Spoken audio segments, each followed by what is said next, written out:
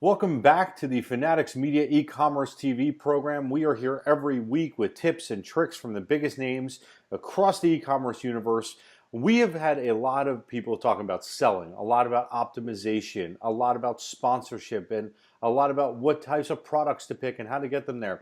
But we have yet to have anybody come on and talk about forecasting and inventory management.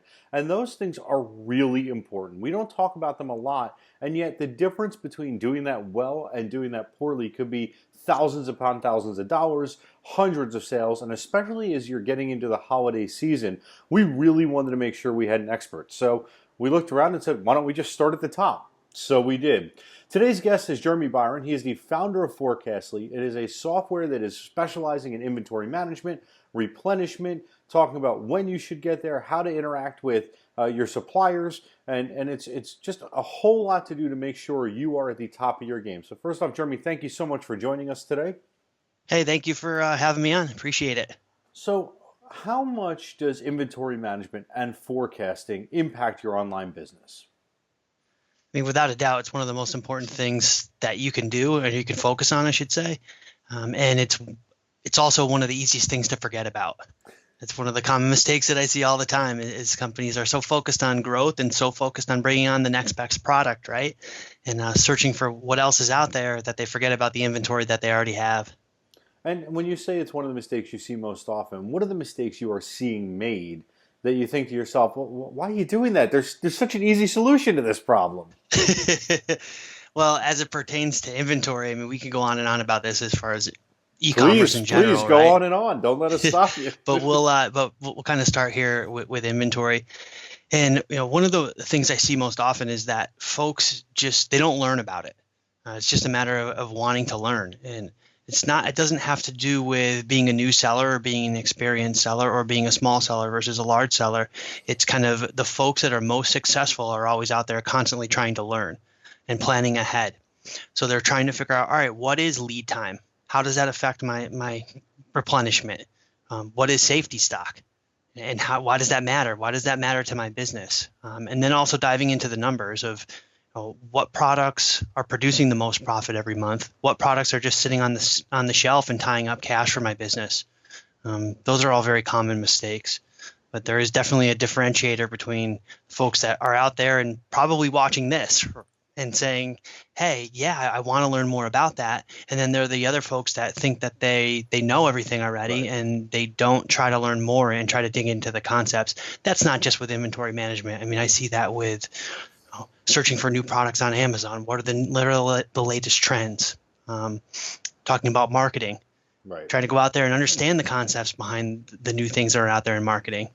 Well, and it's interesting you said, because that's what we do is marketing, and we'll get people approach us all the time and try to explain what they're doing. We go, well, that's just not a good idea.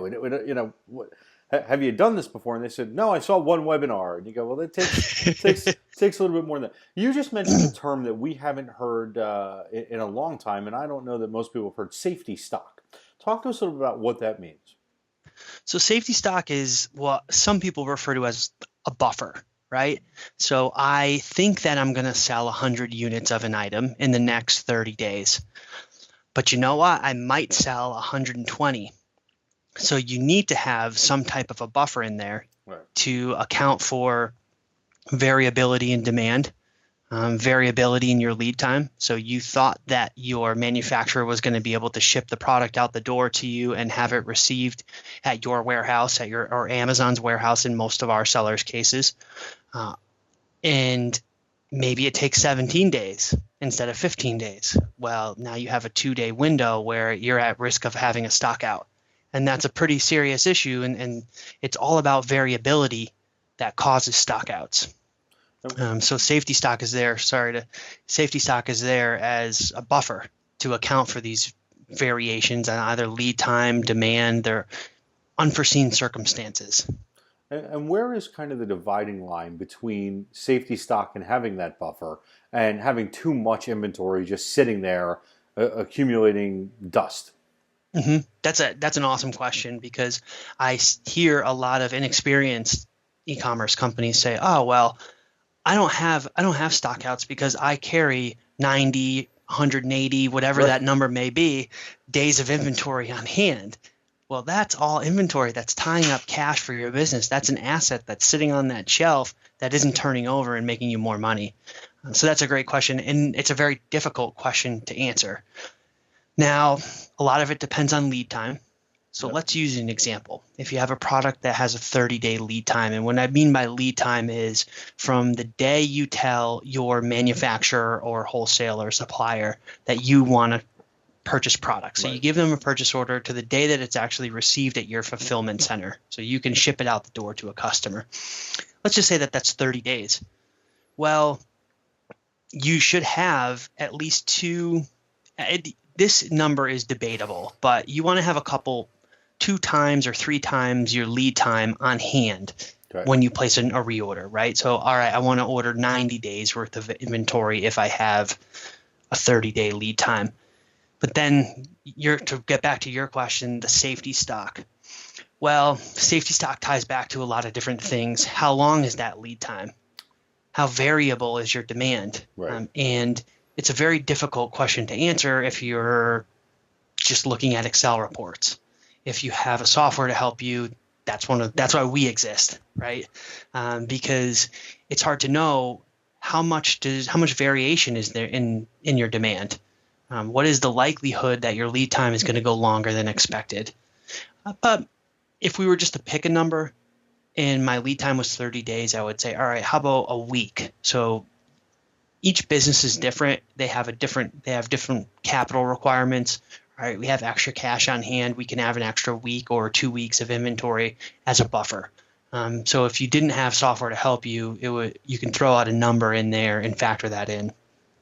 Well, we're talking to Jeremy Biron. He's the founder of Forecastly, and that we just talked about software that can help you. So this is a beautiful segue. If we were, looking at which softwares to talk about, Forecastly would be at the top. So explain to us what Forecastly is, what does it do for your customers, and what led you to create it? Well, Forecastly is an inventory management system for Amazon sellers, specifically designed for folks that utilize fulfillment by Amazon. So they're selling products on Amazon and they're having Amazon fulfill it to their customers. Our specialty is looking at inventory replenishment. So inventory management can mean a lot of different things to a lot of people, but our specialty is figuring out what do you need to reorder, when do you need to reorder it, and how many units do you need to reorder? And when I say reorder, I mean replenish. So you need to place an order with your supplier or transfer from your warehouse to Amazon's warehouse. Yes, why did I create it? I owned, way back in the day, I owned an e-commerce company. We sold on eBay, we sold on Amazon, we sold on our own website.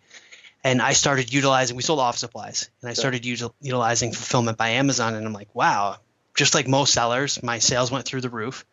And I was excited, and I immediately ran out of stock. Right. Okay, well, this wasn't as good as I thought. I'm out of stock now. And I figured, all right, it'll get better with time. Like, we'll figure it out. Well, the problem is that the reports that I was getting from Amazon Seller Central, they were okay, but they weren't helping solve the problem. And then I looked for some other software and I couldn't find it. So I hired a team of developers to develop some software to use at our own company. And we solved the problem. I started reducing my stockouts and lowering my excess inventory. So optimizing that replenishment process. It's not just about reducing stockouts, because you could just purchase tons of inventory and have no stockouts. But we were trying to satisfy our own, or fix our own problem. And then I ended up getting out of the office products industry. It's a tough industry. Yeah. And said, all right, well, I have this. I was talking to more and more sellers, and I needed a new challenge. And we had this software that fixed the problem that everyone was saying they had. And that's how Forecastly was born. So we used that old software as a kind of a model. It was completely different than Forecastly is now, but we used it as a model as far as the algorithm and how to fix the problem. But that's not the only thing Forecastly does, right? It can also talk to, make it easy to get in touch with your suppliers, make it easy to, replace your orders and put in a purchase order. I mean, it's a pretty impressive system. Thank you. Thanks. Yeah, it does. It does a lot of inbound tracking. It doesn't take care of a lot of the automation. We're moving in that direction, but that's a key. Thanks for bringing it up, because that's an important point. Automation helps efficiency, but it doesn't reduce stockouts. So It's garbage in, garbage out.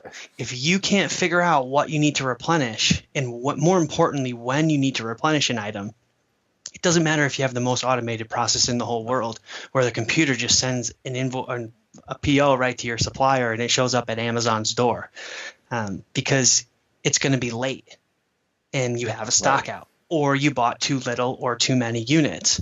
So it's, once again, it's garbage in, garbage out. So the first thing that we wanted to address when we built Forecastly was come out with the best algorithm out there to determine what needs to be replenished, and more importantly, when it needs to be replenished. The key to that whole thing is when.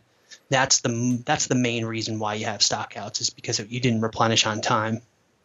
Now, the buzzword for this interview is obviously going to be stockouts. I mean, that is an assurance now.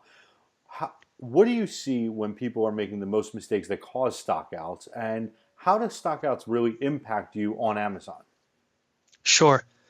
To answer the first question, what is one of the reasons why? One of them is not factoring in any buffer. So what is the variability of that demand? What is the variability of your lead time, which I already spoke about? Sure. Not thinking about seasonality, right? Oh, wait, we're getting into Q4 and they didn't account for that. Right. They didn't buy enough inventory. You might just see some more sales in Q4, hypothetically. It's a slight possibility. Right. Yeah, so that's those are a couple of the main ones. The other one that I see, and this is a little bit tougher to describe, but it's just not planning ahead. So you don't want to just think about, all right, what do I need to replenish right now? You want to think about, I'm making this replenishment order for this pen today, right? So we're shipping that in, but I need to think about, what is my replenishment timeline after that order and the following order?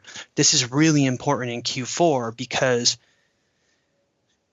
well, what happens if I plan to sell 1,000 units, but I end up selling those 1,000 units in a fraction of the time? Right. Am I going to be able to get inventory in faster? So stockouts are going to happen. Don't get me wrong here. Stockouts, a low number of stockouts is a good thing, because it means that you're riding the line, right? You don't have tons of excess inventory and you're going out of stock one day a month. Not the end of the world, unless it's your most important product. Then you have a problem. But it kind of gets to the point of you're riding the line perfectly, where you have a little bit of stock out and you don't have tons of excess inventory. So hopefully that answers the question. Sure. I can't remember your second question. That makes two of us. So we'll move on to one more. See, one of the things I learned in journalism school is only ask one question at a time, and yet I made my own mistake. It's been a long time since I was in college. I have a couple professors I owe an apology to. How can managing your inventory better make you, as a seller, make you more money? That ties to your second question, I believe. See, we've gone back. See, we bring it all back together here on Fanatics Media. The whole thing about stockouts is, if you're not, it's lost inventory, really. Or excuse me, it's lost sales. Stockouts account for lost sales, lost profit. If you go out of stock on Amazon or on your own site, it's the internet. Like, we didn't invent the iPhone where people are going to wait in line until that thing gets in stock. They're going to go to another website, or if you're selling on Amazon, since we keep using that as an example, if you're selling on Amazon, well, they're just going to go back to the search and search for the next one below yours.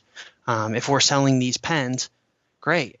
You know what? It's not the exact same pen, but it's close enough, and I'm willing to buy that because I don't want to wait a week for your pen to get back in stock. So that's a lost sale. That isn't just delayed profit. It's poof, gone, never to be seen again. Right. So when we look at stockouts, I mean, I look at hundreds of seller accounts a month, and it's a very common problem where you're looking at the account and saying, you lost $3,000 this month simply because you didn't take the time to check your numbers and go through it. Or most of the time it's a brand new account coming aboard with us and they're doing it in Excel, or they're using a different software. And I can see our software may be, let's make up a number, $100 more than what you were previously using, but that software is costing you $3,000 a month, or doing it yourself in Excel. So it's free, right? It's costing you $3,000 a month in lost profit, right? Well, that's a very serious issue. And now you would also ask, going back to, well, how does it affect you on Amazon? Amazon's unique because they're the search engine. And what happens is if you go out of stock, you dip down in the search rankings because your velocity changes. Right. You were selling 30 a day and now you're selling 0. And you have to then dig out. And that can be very, very difficult. Most of the time we see it takes a week to a week and a half to actually get back to your regular velocity, even after it gets back in stock. So you said, all right, I was out of stock for 7 days and this product cost me $1,000 every time it goes out of stock for 7 days. Right. But I was selling at half capacity for the rest of that week. So it cost me a lot more than that.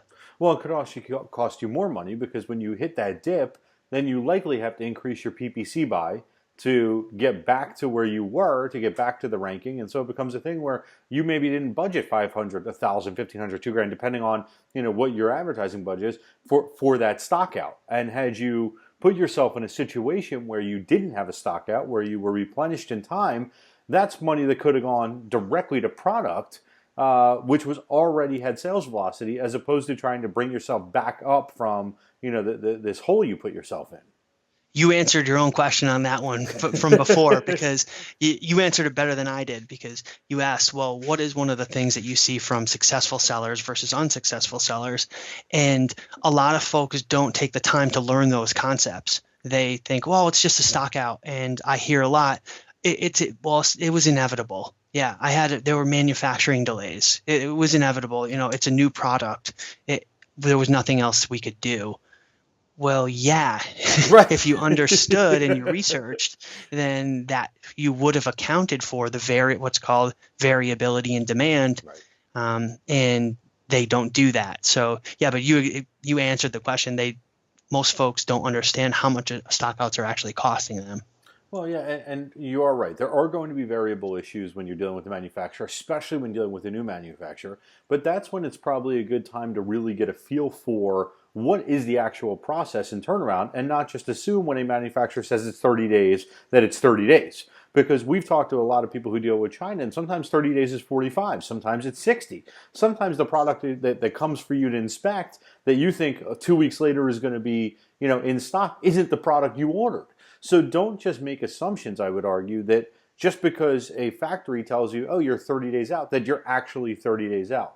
I think that goes more into building yourself, and you talked about this a little earlier, building yourself a little buffer until you're certain that, hey, I've been dealing with this manufacturer now for a little while, and it's every 45 days like clockwork is the timetable. Then I know that going in. But I think you're right. A lot of new sellers make that mistake that they think, oh, I'm good in 30 days because that's when the manufacturer said. You got it right. You brought up two very good points. Number one is communication, and then the other point is air versus sea, and that's a long discussion. But communication is absolutely essential. Like telling your supplier, all right, I'm placing especially with like a Chinese supplier, right? And I'm placing a 5,000 unit order today, and communicate with them and tell them, hey, I'm planning on placing another order on January 5th. For another 5,000 units. There is a chance that may come a week or two early, and they're expecting that. They write this stuff down. I mean, they have sales reps as well, or people that were in charge of business development. These suppliers do, and they remember, and they'll reach out to you. If you have a good supplier, they'll reach out to you and say, hey, Jeremy, you just want to remind you that you mentioned that you have another upcoming order, just checking in on that. A lot of times as well, once you've been ordering several times from these folks, if they need raw materials, they can negotiate with you and say, all right, Jeremy, that total order is going to cost you $20,000, but if you give us $5,000 up front, we will order the raw materials now, so that if that order does come a week in advance, you can cut your lead time in half because we'll already have all the raw materials ready to go. And when you're going like clockwork or close to clockwork, and you have a good feel using hopefully Forecastly, but when you're using the softwares to track your inventory, you should know right about when it's time to reorder, right? I mean, that's the whole point of Forecastly, so that we're not in the situation where it's like, well, I wonder if it's going to be 3 weeks or 3 months. You're exactly right. Yeah, and don't get me wrong here. Forecastly is not the only option out there. We are a good fit for a certain niche. people that sell on Amazon, people that are source internationally, we're a great fit for. But we're not a perfect fit for everyone. If someone is doing 100 orders or 500 orders a month, they probably don't need a software. Right. If they're doing, it depends. If they're selling on all different marketplaces, there are other tools out there that can help them as well. So don't get me wrong on that. Like, I don't want to say that Forecastly is the only fit. We are the best if you sell on Amazon. We can give you the best reports as far as, it's not the best reports, the best predictions, I should say, of when to source. But yeah, once you get in the flow of things, you start to understand it more and have a good idea as far as what to expect month after month. But things change as well. I say this a lot, but inventory management is good data on one hand, and on the other hand is good human input. Right. So you know what to expect, things that the software may not know, good data to see, all right, what is the likelihood of having a spike in sales? Most folks don't even know that. So they can't accurately figure out how to make that. No, they're just picking a random number for safety stock. Well, and this goes back to, and we talk about this often, Amazon is not set it and forget it. Right? There's this myth out there that, oh, if I just get my product on Amazon, the money's going to start pouring in and I'm done. And look, you may hit lightning in a bottle. We have heard stories where somebody put up, 500 units and they were gone, and suddenly it was 5,000, suddenly it was 50,000, and boom, boom, boom, and you hit the lightning in a bottle. But for 99% of sellers, this is a continual process of you're running a business, and forecasting and inventory management is one aspect of the business. If you ran a retail store, you would, in a brick and mortar, that's what you'd be doing. And you have to approach Amazon in the same way. You're exactly right. Things happen that we don't expect, right? And the Amazon the terms of service just changed. Right. Okay, you can no longer discount product in exchange for an honest review. Right. Everyone kind of freaked out. Once you've been doing this long enough, you should expect changes like that. Amazon is very, very smart as a company, and things are going to happen. Oh, wait, the FBA fees went up, and now my product isn't profitable. Right. You should expect that.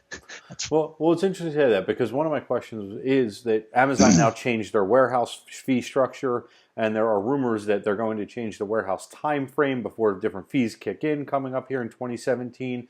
So how should sellers approach those changes? Got to play by the rules. And I'm not the professional as far as changes in, not to talk about fees, but to talk about like the terms of service. I always say, some people say, well, it's easier to ask for forgiveness than it is for permission. You don't want to mess around with anything that affects the user experience. The most important thing to Amazon is the customer, the end customer that's buying the product, which is good. That's the way it should be, because without that customer, none of us have anything. Right. We wouldn't be here. And so that's the first thing I want to say is don't mess around with anything that affects the customer experience. Going back to the fees, things are always going to change in business, and you want to try to predict what's going to happen, but think about it. If this happens, what am I going to do? If this happens, what am I going to do? Right. If the fees get more expensive, it helps Forecastly, or all the more reason to use a software, right? It helps us because we reduce excess inventory. The more excess inventory you have, the higher your fees are going to be. And that's a serious problem for a lot of sellers that have a lot of cash tied up in inventory that just isn't turning over because they didn't plan ahead. They brought in 6 months worth of inventory because they didn't want to have stockouts. Right. And I hear it time and time again, I don't have stockouts. It's not a problem for me. And then you look and there is a ton of excess inventory, and they're selling, let's make up a number, 500 units a month, and their storage fees are outrageous. Right. Well, it's interesting that we have a product that we work with. It's a $100 product, but is a very niche product, in a relatively competitive marketplace. And right now they're moving about 200 a month, and we said, how many do you want to put in? And our suggestion was, no more than 1,000. I said at max, and they said, no, we want to put 5,000 in. I said, if you're moving 200 a month, even if we get that to 500 a month, and you put 5,000, you have too much inventory sitting there. And they said, no, that's what we're going to do. So I said, look, you're the client. You can do that, but we don't really suggest it. What do you tell people who are determined to just put too much inventory on warehouse shelves? I mean, it just goes back to return on investment, right? Why are you going to if that product costs $1, right? If you're going to invest $5,000, why are you going to invest it in one product that sells 200 units a month when you could take 2,500 and put it towards that product? You could take another 2,500 and put it towards a different product and now make $400 a month. Right. Maybe that other product doesn't sell as good as the first one, but just to kind of prove our point here, you can get a much higher ROI if you can get multiple products to turn over just as fast. So it's all about turning over that inventory. And it just doesn't make any sense. What is the business case of sending in 5,000 units versus whatever the suggested amount was? Most of the time there is none other than just fear of running out of stock. And you don't want to operate your business on fear.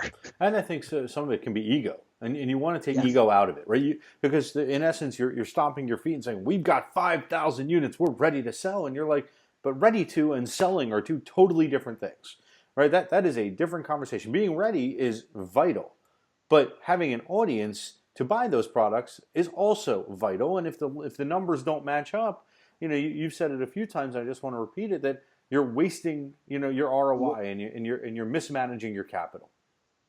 Yeah, I mean, if you have unlimited cash, there's a lot more that you can do besides just own an e-commerce company, right? No offense to all of us, for sure, but nobody has unlimited cash. I mean, that's what makes this fun. That's what makes business fun, because it's a challenge. No matter what business you're in, it's a challenge. But you need to make sure that your cash is being invested wisely. And it's all about ROI. What is going to give us the biggest return on investment? And when you're looking at ROI in e-commerce, you should specifically look at that inventory number and say, how much are we making for every dollar that we have invested in inventory right now? Right. Well, this has been very, very interesting. We were talking with Jeremy Biron. He is the founder of Forecastly. Jeremy, before we let you go, we have a question that we asked all of the people who we have on e-commerce TV to talk about, in this space, what are your favorite technologies or apps across the board? It could be in any particular aspect of the Amazon and e-commerce sales program. And obviously, we're going to put Forecastly on the list. But what are your other favorite sales tools, apps, product selection tools, whatever it may be? There's so much going on at Amazon, and there's so many softwares, and some are great and some are garbage. Which are the ones you look at and go, yeah, professionally, I'd recommend those? One of the ones I really like is Jungle Scout. Yeah. And Jungle Scout, which I think you're familiar with, because I believe Greg was on the program previously. It is incredible that it can go out there and search at Amazon, and this goes for all e-commerce companies. Maybe you don't even sell on Amazon. Maybe you develop your own products. You can type in certain criteria, and it brings up a plethora of info about, all right, this is how this class of pens is performing, and here are the estimated sales. It is incredible. That is by far one of the first things that I recommend for any e-commerce companies, and it's not just folks that sell on Amazon, because they do a great job. Yeah. For Amazon sellers, we hear a lot of talk about repricing. I like App Eagle and I like FeedVisor. They have have different target markets, so it depends upon the seller and it depends upon who you are, right?